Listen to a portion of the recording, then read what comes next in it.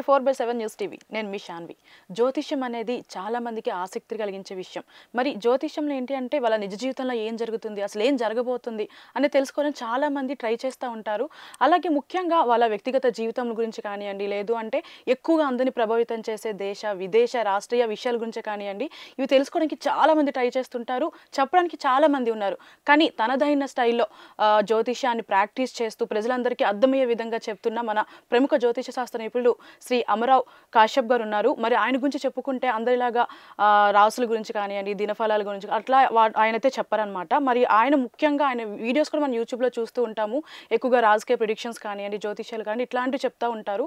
మెయిన్‌గా కేసీఆర్ గారి విషయం, లేదంటే మోడీ గారి విషయం, లేదంటే జగన్ గారి విషయం ఇట్లా ఆయన చాలా వరకు ప్రిడిక్షన్ చేశారు. అలాగే అమెరికాకి సంబంధించి ట్రంప్ విషయం కూడా ఆయన చాలా ప్రిడిక్షన్స్ చెప్పారు. మహారాష్ట్ర అండ్ జార్ఖండ్ ఇట్లా ఆయన వీడియోస్ మనం యూట్యూబ్‌లో చూస్తూనే ఉంటాం. మరి ఈరోజు మనతో పాటు ఆయన ఉన్నారు. ఆయనతో మాట్లాడి ఎన్నో విషయాలు తెలుసుకుందాం. హాయ్ సార్, నమస్తే. నమస్తే. ఎలా ఉన్నారు సార్? Thank you. సార్, ఇప్పటివరకు మీ వీడియోస్ చాలా చూసాము. లాస్ట్ టైం కూడా మనం ఇంటర్వ్యూ చేయడం జరిగింది. సో అసలు ఇవన్నీ ఎలా చెప్తుంటారు మీరు, ప్రిడిక్షన్స్ కానివ్వండి ఇవన్నీ? ఈ జ్యోతిష్యం అనేది విశ్వవ్యాప్తమైన విషయం అని ఇదివరకు నుంచి చెప్తున్నాను. మన భారతదేశంలో వేదిక ఆస్ట్రాలజీనే ఎక్కువగా ప్రాక్టీస్ చేస్తుంటారు. దానిలో ఎక్కువగా రాశి ఫలాలకి ఎక్కువ ఇంపార్టెన్స్ ఇచ్చారనమాట. కానీ వేదిక ఆస్ట్రాలజీ ప్రకారం లగ్నం, రాశి, నక్షత్రం మూడు ప్రాముఖ్యత వహిస్తాయి అన్నమాట. వాటిని చూసి మనం వేటికి బలం ఎక్కువ ఉందో చూసి చెప్పాలి. అది ఒక పద్ధతి. ఇంకోటి ఏంటంటే వరల్డ్ వైడ్గా ఆస్ట్రాలజీని అందరూ నమ్ముతుంటారు అనమాట. అది వెస్టర్న్ ఆస్ట్రాలజీ ఉన్నది, అరబిక్లో ఉన్నది, చైనీస్ ఉన్నది అందరూ చేస్తుంటారు అనమాట. దాని ప్రకారం ఇంటర్నేషనల్ ఆస్ట్రాలజికల్ ఫౌండేషన్ అని ఒక సంస్థ కూడా ఉన్నది, సింగపూర్లో ఉంటుంది. వాళ్ళు ఇంటర్నేషనల్గా ఇవన్నీ అనలైజ్ చేస్తూ ఉంటుంటారు ఫౌండేషన్ వారు. అలా వరల్డ్ వైడ్ నుంచి ఇన్ఫర్మేషన్ వస్తూ ఉంటుంది అనమాట. నేను ఈ వేదిక్ ఆస్ట్రాలజీతో పాటు ఈ western astrology and world wide astrology అన్నీ ప్రాక్టీస్ చేస్తాను. ఇంచుమించు నేను 30 years నుంచి ఈ ఫీల్డ్లో ఉన్నా. అంతగా నాకు బయటికి రాలేదు. నేను 2-3 years నుంచే కొంతమంది ప్రోత్సాహంతో నేను బయటకు వచ్చి నా ప్రిడిక్షన్ చెప్పడం చేశాను అనమాట. ఎక్కువగా అందరూ వ్యక్తిగత జాతకాలు ఎవరి వాళ్ళకి చెప్తాము. ఈ జాతకాలు చెప్పేదానిలో కూడా కొన్ని నియమాలు ఉంటాయి. జాతక సూత్రం శాస్త్రం ప్రకారం అడిగేదాకా ఏది చెప్పకూడదు, అడిగారని కూడా అన్నీ చెప్పకూడదు. ఎవరి విషయాలు వాళ్ళకే చెప్పాలి. అయితే ఈ దేశం పరిస్థితులు, భూగోళ పరిస్థితులు అటువంటి ముండైన ఆస్ట్రాలజీ అంటారు. ఎక్కడ ఏం జరగబోతుంది అనేది, ఏ రాజ్యం ఎక్కడ ఏర్పడబోతుంది అనేది కొందరు చెప్పొచ్చు అనమాట. ఆ రకమైన పొలిటికల్ ప్రిడిక్షన్స్కి కొంతమంది అడిగారు. నన్ను ఈ రకంగానే లాస్ట్ తెలంగాణ రెండోసారి అయిపోయి మూడోసారి ఎలక్షన్ అప్పుడు అధికార పార్టీ ఉన్న వాళ్ళే కొంతమంది నన్ను కన్సల్ట్ చేసి అడిగారు. అప్పుడు కేసీఆర్ గురించి అడిగితే నేను అప్పుడు వాళ్ళకే చెప్పాను, మీకు అది ఇప్పుడు వచ్చే అవకాశం లేదండి అని చెప్పాను. ఆ తర్వాత రిజల్ట్స్ వచ్చేసిన తర్వాత వారు చెప్తేనే అప్పుడు నేను అందరికీ బయటకి చెప్పాను. అట్లాగే జగన్ గారి గురించి కూడా వాళ్ళ పొలిటీషియన్లు, బ్యూరోక్రాట్స్ అడుగుతారు, ముందు వాళ్ళకి చెప్పాను. అది అయిపోయిన తర్వాత వాళ్ళు చెప్పండి అంటే అందరికీ బయట చెప్పాను అనమాట. ఆ రంగా అమెరికాలో నాకు ఇంటర్నేషనల్గా చాలా మంది క్లయింట్స్ ఉన్నారు. ఈ ఫౌండేషన్ నుంచి వాళ్ళు ట్రంప్ గురించి డీటెయిల్స్ అవి ఇచ్చి నెక్స్ట్ ఎలక్షన్లో ఎవరు వస్తారండి అంటే దాన్ని నేను July 25th ఆ వీడియో ఇంటర్వ్యూ ఇచ్చాను. అందులో చెప్పాను. అప్పటి వరకు బైడెన్ వర్సెస్ ట్రంప్ అనుకున్నారు, కానీ కమలా హ్యారిస్ని తీసుకొచ్చారు. అగ్నిస్ట్ కమలా హ్యారిస్ కూడా అప్పుడు 55% ఛాన్స్ ఉందని చెప్పాను. అది జరిగింది. ఆ తర్వాత మహారాష్ట్ర అండ్ ఈ జార్ఖండ్ ఎలక్షన్స్ అప్పటికి వచ్చారు. ఆ మధ్యలో హర్యానా అండ్ జమ్మూ కాశ్మీర్ ఎలక్షన్స్ జరిగినప్పుడు చాలా మంది ప్రిడిక్షన్లు తప్పైనాయి. నేను చెప్పింది కూడా సగమే కరెక్ట్ అయింది. అప్పుడు దానికి కారణం ఏంటనేది నేను మళ్ళీ అనలైజ్ చేసి చెప్పాను. అప్పుడు జరిగిన పరిస్థితులను బట్టి ఎక్కడ పొరపాటు జరిగింది అనేది నేను చూసి ప్రాక్టికల్గా అబ్జర్వ్ చేశాను. ఆ పొరపాటు జరగకుండా మళ్ళీ మహారాష్ట్ర అండ్ ఈ జార్ఖండ్ ఎలక్షన్స్ చూసి మళ్ళీ వీళ్ళే తిరిగి అధికారంలోకి వస్తారు అని చెప్పాను. ఇక్కడ ఏం జరిగిందంటే రెండు ఉన్నాయి, ప్రయత్నము, ప్రార్థన రెండూ ఉండాలన్నమాట. మనిషి ఎప్పుడు చేయాల్సింది, ఎప్పుడు ప్రయత్నం చేస్తా ప్రార్థిస్తూ ఉండాలి. ఆ ప్రార్థన సఫలీకృతం అవుతుంది, భగవంతుడు అనుగ్రహించి ఎక్కువ కూడా వస్తుంది. అప్పుడు మనం చెప్పిన ప్రకారం ఈ అన్ని పార్టీలు ప్రయత్నం అయితే చేశారు, కానీ బీజేపీ పార్టీ వాళ్ళు ప్రార్థన ఎక్కువ చేశారు. అందుకు వాళ్ళకి ఎక్కువగా మహారాష్ట్రలో అనుకున్న దానికన్నా ఎక్కువ సీట్లు వచ్చినాయి. దానికి వాళ్ళు కొన్ని ప్రత్యేక హోమాలు అవి కూడా చేయించారు. చండీ హోమం ఇప్పుడు నడుస్తూనే ఉంది. అయోధ్యలో 18వ తారీఖున చండీ హోమం ఏదో సహస్ర చండీ యాగం ఏదో స్టార్ట్ చేశారు. 20 ఎలక్షన్స్ అని 23 రిజల్ట్స్ వచ్చింది, అందరూ చూశారు. అలాగా మనం చేసే ప్రతి పని మీద భగవంతుడి ప్రభావం ఉంటుంది. అది ఎలా ఉంటుంది, ఎప్పుడు ఉంటుంది, ఎంతవరకు ఉంటుంది అని తెలియజేసేవి ఈ గ్రహాలు.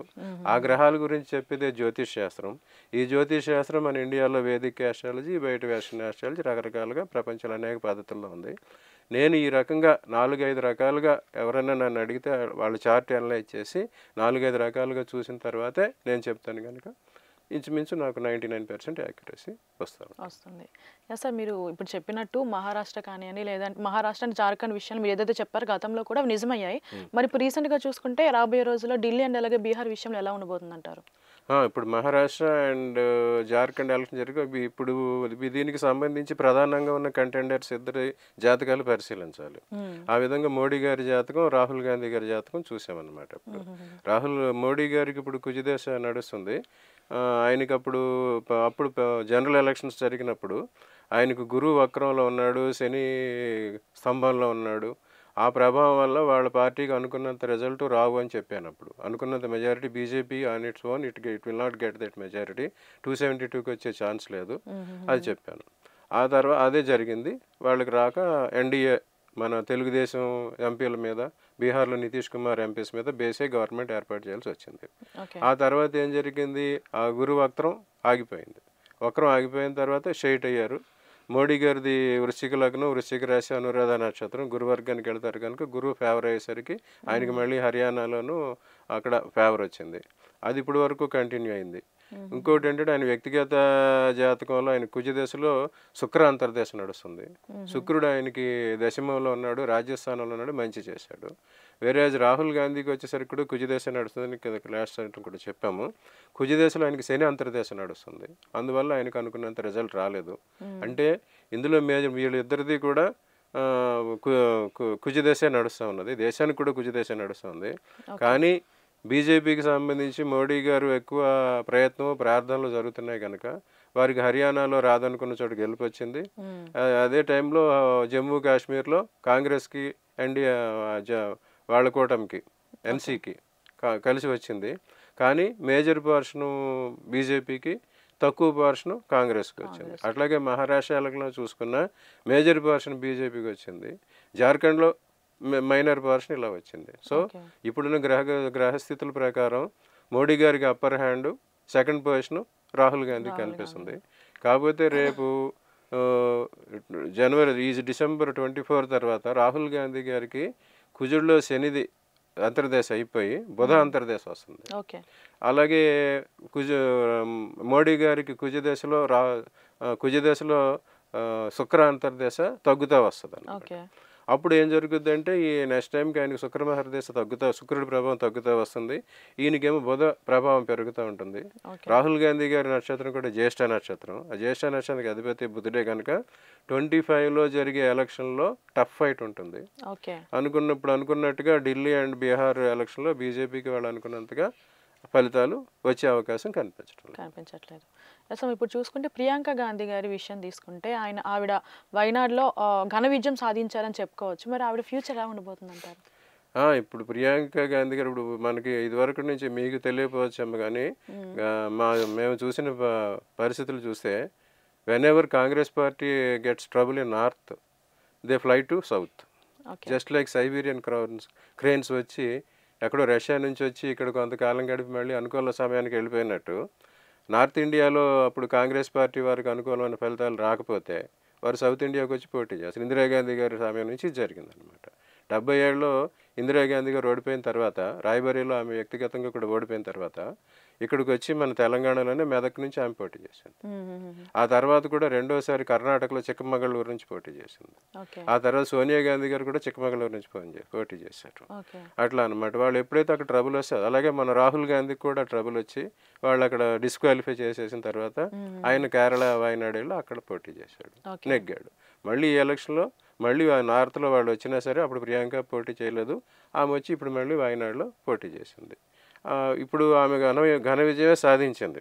కానీ వీళ్ళంతా దాన్ని నేషనల్ మీడియాలోను వేరే మీడియాలోను దానికి అంత ప్రొజెక్షన్ రాలేదు. దానికి కారణం ఏంటంటే ప్రియాంక గాంధీది మిథున లగ్నం, ఆమెది కూడా వృశ్చిక రాశి, అనురాధ నక్షత్రం. ఆమెకి సూర్యుడు బుధుడు 2 గ్రహాల బలం ఉన్నదన్నమాట. అందుకేం జరిగిందంటే ఇప్పుడు మోడీ గారిది కూడా వృశ్చిక రాశి అనురాధ నక్షత్రం. ఓకే. పాపులారిటీలో వచ్చే 2 సంవత్సరాల్లో ప్రియాంక గాంధీ గారు కాంగ్రెస్ పార్టీ ప్రెసిడెంట్ అయ్యే అవకాశం ఉన్నది.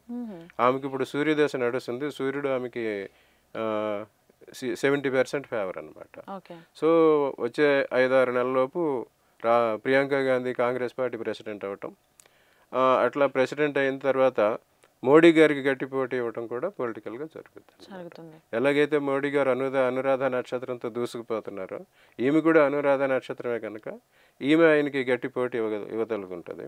కానీ ప్రైమ్ మినిస్టర్ అయ్యే యోగం మాత్రం రాహుల్ గాంధీకి ఉన్నది. ఈమె పొలిటికల్గా లీడరు, ఎంపీ అయి అవుతుంది. కానీ లగ్నాత్ ఈమెకి బలం లేదు, రాష్ట్రీయత బలం ఉంది కనుక ఈమె పార్టీ అధినేతగాను, రాహుల్ గాంధీ ప్రైమ్ మినిస్టర్ గాను 28 నుంచి వచ్చే ఎలక్షన్లో కొంతకాలం వీళ్ళిద్దరూ ఉండే అవకాశం ఉంటుంది. సార్ ఇప్పుడు చూసుకుంటే మన ఏపీలో చూసుకుంటే జగన్మోహన్ రెడ్డి గారి మీద రీసెంట్గా చాలా ఎలిగేషన్స్ వచ్చినాయి ఆయన పార్టీ మీద కూడా అన్న. సో ఆయన వ్యవహారం ఎలా ఉండబోతుంది అంటారు? మనం లాస్ట్ టైం మాట్లాడుకున్నప్పుడు కూడా చెప్పాం, జగన్మోహన్ రెడ్డి గారికి ఇప్పుడు కేతు దశ నడుస్తుంది, అది అంత అనుకూలం కాదు, ఇంకొక 3 సంవత్సరాల పాటు ఆయన గడ్డు పరిస్థితి ఉంటుందని చెప్పాను. అట్లాగే ఆయన సంచిత కర్మలని కూడా చెప్పాను. ఇదివరకు చేసిన తప్పులు పాపాలు ఉంటే అన్ని బయటకు వస్తాయని చెప్పాను. ఈ అమెరికన్ ఎపిసోడ్ ఎంతవరకు ఎవరు ఊహించలేదు కదా, ఎవరూ ఊహించలేదు. అందులో ఈయన పేరు ఉంటుంది, ప్రముఖంగా ఉంటుంది, ఇన్ని కోట్లు అనేది కూడా ఎవరూ ఎప్పుడు ఊహించుకోలేదు. ఇండియాలో ఇదివరకు ఆయన మీద వచ్చిన ఎలిగేషన్సే అందరికీ తెలుసు, కానీ రాలేదు. ఈ కేతు ఇలాంటి పురాకృత పాపాలన్నీ బయటికి తీసుకొస్తాడు. తీసుకొచ్చినప్పుడు వాటికి పరిహారం చేయిస్తాడు. చెప్పాను, ఈ రకంగా వీటి పరిహార ప్రక్రియలో కొన్ని శిక్షలు వచ్చే అవకాశం ఉంటుంది. ఇంకా ఇటువంటి ఏమైనా ఉంటే వారు తగిన జాగ్రత్తలు తీసుకుంటే మంచిది. అంటే ఆయన మళ్ళీ జైలుకి వెళ్ళే ఏమైనా ఉందా సూచనలు అట్లాంటివి? ఇవి ఏంటంటే ఇంటర్నేషనల్ విషయాలకేమో చాలా ఎక్కువ గ్రహాలు దీని మీద ప్రాధాన్యత వహిస్తాయి. ఈ ఎలిగేషన్స్ రావడానికి కేతువు కారణమైతే, ఈ విషయం బయటపడడానికి కేతువు కారణమైతే దీనికి శిక్ష విధించేవాడు రాహు అన్నమాట. ఆ రాహువు, కేతువు, శని ప్రభావం ఎలా ఉందో చూడాలి. చూసి దాన్ని బట్టి ఇది నిర్ణయం చేయాలి. కాకపోతే ఇది చాలా లాంగ్ ప్రాసెస్ అవుతుంది. ఇమీడియట్గా ఆయన మీద ఈ విషయంలో ఏమీ యాక్షన్ ఉండే అవకాశం లేదు. ఇది కూడా చాలామంది అంటున్నట్టు దీన్ని ఇంటర్నేషనల్గా దీన్ని డీల్ చేయకుండా, ఇంటర్నేషనల్గా విచారణ జరగకుండా మన ఇండియాలోనే దీని మీద విచారణ చేపట్టే అవకాశం ఉంది. మన ఇండియాలో జరిగే విచారణలు ఎలా జరుగుతాయో అందరికీ తెలుసు. అవును. Yeah sir, thank you sir.